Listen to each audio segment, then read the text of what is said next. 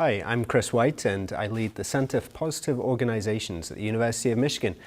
Recently we had Ari Weinzweig, the co-founder of Zingerman's, with us for a Positive Links talk, and so I've had the chance today to catch up a little bit more with Ari and share some of his experiences in building this great small company.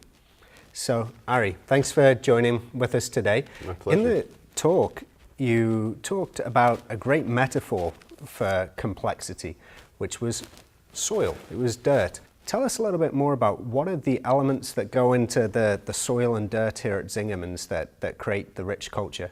The idea of farming and agriculture is so embedded in what we do because we're all about the food. So for me, it really was a natural thing. And it really came originally out of a conversation I had with Bo Burlingham, who wrote Small Giants. And we were talking about why we didn't want to grow our organization anywhere else. And I started to talk about the idea of the town as being the terroir that the business grows in, which is generally a wine or agricultural reference to the flavors and complexity that the soil imparts into what grows in it. And out of that conversation, it really resonated with me later when I reflected on it. And I feel like the town, the location of the business really informs what the business is, and then if it's a sustainable cycle, the business in turn informs the town, right? So we've created this virtuous cycle. So I guess to answer your question more directly, behind me are the natural laws of business. I don't know if you can get it in the camera shot, but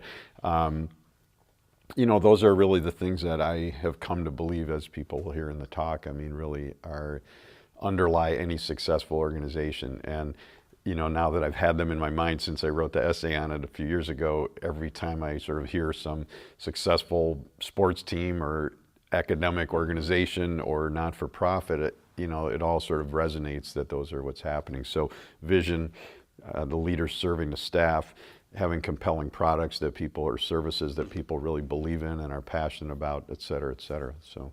The soil really is a double metaphor, both for the terroir of Ann Arbor and the community in which you've enmeshed yourself, and the different elements of the business that you're building. Sure. Really, if you look at what we're trying to do and what I think most sustainable organizations are trying to do, you really can't grow a great organization in unsustainable soil. So following the metaphor, if you go out and buy really fabulous heirloom organic seed, but you plant it in conventional soil, it's pretty likely it won't grow. And so the key is to create an ecosystem that's healthy, and then that allows us to be healthier.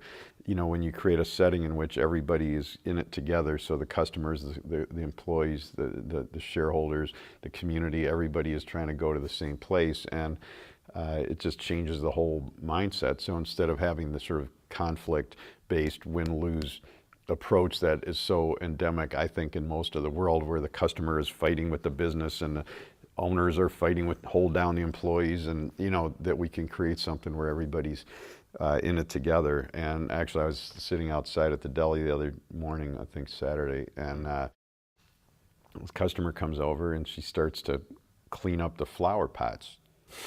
A customer started. Yeah, and I'm watching her do this, and I'm like, this is so amazingly great. Because.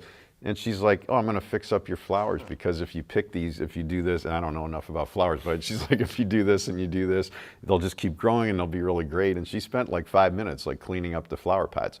And it's just a great example to me of where, you have a customer who feels a sense of ownership of what we do. And I love that. And it's a beautiful thing. And I think that says something about the kind of leadership that is here with you, and that you expect, that it's very personal and very relationship based. Well, I think everything's personal, and I think that we, at some level, I guess somebody got the idea that you could depersonalize everything and that was okay, but it doesn't really make any sense because we're all people, and I think that everybody's got a lot to contribute, and everybody knows a lot, and everybody has insights and creative thoughts and dreams that we don't know about. And if we don't, the more of that is brought into play in the organization or in life, the better off we're going to be. And I think most settings, people do the opposite, which is they treat most of the people like they know next to nothing and have no value other than performing a task. And the reality is, there's a lot I know, but there's a lot that everybody else that works here knows that I don't know. And it's only when we're actually collaborating together, which is hard sometimes, but it's only when we're collaborating together that you create, I think, really great things. And you know, the whole thing, back to your question about the soil, I mean, the healthier the ecosystem, the better everybody's going to do within it.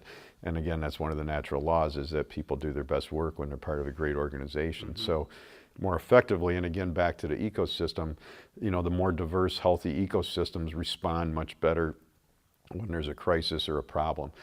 And so the economic crisis of whatever it was, 2009, you know, the healthier organizations, of course, respond more effectively, you know, whereas going into the metaphor that I use about monocropping is much, much harder when you don't really have a healthy setting. Then to respond is very, very difficult. If the soil is depleted. Yeah. So how long has Zingerman's been in existence? 31.3 years. Don't forget the point 3. No, no, very important. That's a longer term commitment than is often seen in startup businesses. Did you know from day one this was going to be a marriage, not a fling with this idea? I don't know if I don't know. I mean, I was 25, you know, it's like, how much can you really know? I think that I certainly didn't understand it at the level I do now. I mean, which is good, because it would be pretty sad if I hadn't learned a lot in 30 years. But, you know, I think that we, over time, yeah, that we've bonded into what we do. The visioning process, as you said, certainly enhances that work, because we're looking at a future of our own design and our own dreams. That's, you know, at this point, our next one is 7 years out, but was 13 or 12 when we wrote it.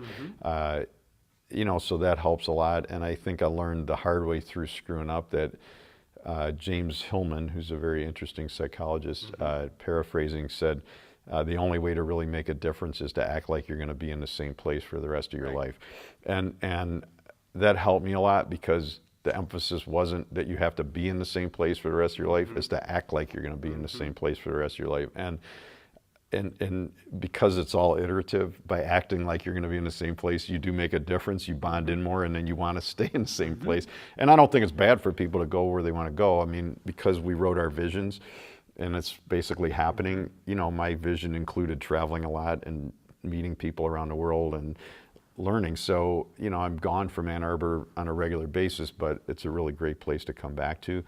And I do feel, from noticing what's going on at Zingerman's and elsewhere, that longevity, that sustained commitment may be an obvious but an underestimated part of the success there. It's not like you woke up one day and said, we're going to put into place today open book finance, visioning, and all the other artifacts of that. And it's again, as I referenced in the talk, it's a natural law business that it takes a lot longer to make something great happen than most people think. And I think that, to your point, you know, it doesn't mean nothing great ever happens quickly, but hardly ever. Right. You know, Maggie, who's one of the partners in Zing Train, and I, you know, we talk pretty regularly about, like, well, why is this stuff working here? And then when we, you know, we have many clients who've adapted what we do and are doing great, and we have some that start, but it doesn't stick. And, you know, we long ago started to say, you know, the biggest thing is just they don't stick with it long enough. And when we talk about time, we're not talking about try it a couple of times, we're talking about several years in No, some absolutely. cases. And this is sort of one of my big ahas of the last few months is I was reading a book by Bob and Judith Wright called Transform. And they do a lot of, you know, personal change work, but it's not dissimilar to what we do. And as I was reading it, you know, a lot of their regimen is just around getting people to basically internalize the change that they want to make, and then to understand how much they have to basically rewire both physiologically their brain through the neuroplasticity work, and then just their whole life, right? And as I was reading it, I realized, like, you know what, that's exactly what we've done, because you know, we've been in open book finance for almost 20 years. We were not that great at it for the first 7 or 8 years. Most people give up in 7 months. Right. Well, you know, if you work at this hard and you teach it this hard and you stick with it and you stick with it and you keep embedding it in your weekly or daily regimen, you get good at it. I mean, and I don't know that that's because, I don't think it's because we're so brilliant. I just think most people, you know, as you've said, and I've been saying, we're wired to think it's okay to give up. there must be something wrong with open book finance, or my employees just won't do this, or it isn't going to work in our town or whatever. And I think that's generally not the case. So having watched the talk and having seen a little bit of our conversation, if someone wants to go deeper and learn more about the approach you have and think about ways to apply it to their own lives and their own work, what would be the next step? Well, I think really, honestly, the best way would be to come work here for a long time, in the same way that, probably the best way to learn about Paris is to go live there for 5 years, right? But assuming that they aren't all going to do that, and we can't hire everybody anyway. The two main ways, one is the books, or the Zingerman's Guide to Good Leading series, which part 1 is on building a great business and part 2 on being a better leader. And I'm actively working hard on part 3, which will be on managing ourselves. The books are really written as a way to share what we do so that people can get a taste of that. And then the more in depth would be to come for a Zing Train seminar, and people come from all over the world. We've actually had, I think, 12 or 13 people from the UK in March. We've got somebody coming from Australia now to come and learn what we do. And really all we do is teach the way that we work, and we share what we mess up, and we share what we've learned from it, and try to contribute positively to the people that are interested in learning. Yeah, I know that in my center and my team, the books are doing the rounds. We're 5 months into open book finance in our center right now, and still learning a ton.